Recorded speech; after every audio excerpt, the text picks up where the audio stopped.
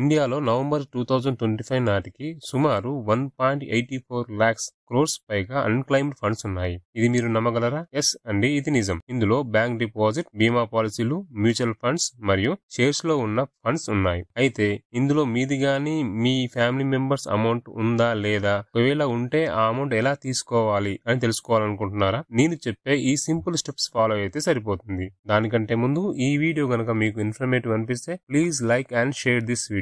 Bank లో ఉండే మన డిపాజిట్ అమౌంట్ 10 సంవత్సరాల వరకు ఎటువంటి మూవ్మెంట్ లేకపోతే ఆ డిపాజిట్ అమౌంట్ బ్యాంక్స్ నుండి నేరుగా ఆర్బీఐ ఉద్గమ్ పోర్టల్ కు వెళ్తుంది. ఒకవేళ మీ అమౌంట్ ఉద్గమ్ పోర్టల్లో ఉందా లేదా చెక్ చేసుకోవాలనుకుంటే మీ పేరు, మీ పాన్ నెంబర్ సహాయంతో లాగిన్ అయ్యి అక్కడ కావాల్సిన డీటెయిల్స్ ఎంటర్ చేసి చెక్ చేసుకోండి. ఒకవేళ అందులో మీ అకౌంట్ డీటెయిల్స్ ఉంటే నియరెస్ట్ బ్యాంక్ వెళ్లి వారికి కావాల్సిన డాక్యుమెంట్స్ ప్రొడ్యూస్ చేస్తే విత్ ఇన్ షార్ట్ పీరియడ్ లో మీ అమౌంట్ మీకు వచ్చేస్తుంది. అదే ఇన్సూరెన్స్ కంపెనీలో మీ యొక్క అన్క్లైమ్డ్ మెచ్యూరిటీ అమౌంట్ ఉంటే మీరు ఐఆర్డిఏ వారికి సంబంధించిన పోర్టల్ బీమా భరోసా పోర్టల్ విజిట్ చేసి అక్కడ అన్క్లైమ్డ్ అమౌంట్ పై క్లిక్ చేయండి. క్లిక్ చేయగానే list of unclaimed amount insurance companies details వస్తుంది. అందులో మీ ఇన్సూరెన్స్ కంపెనీని సెలెక్ట్ చేసుకొని మీ యొక్క ఇన్సూరెన్స్ డీటెయిల్స్ అందులో ఎంటర్ చేసి అమౌంట్ క్లెయిమ్ చేసుకోండి. అదే మ్యూచువల్ ఫండ్ అయితే మీరు ఎంఎఫ్ సెంటర్ కి వెళ్లిన తర్వాత మీకు పైన మిత్రా న్యూ అనే ఆప్షన్ కనిపిస్తుంది కదా, దానిపై క్లిక్ చేసి పాన్ నెంబర్ ఎంటర్ చేసి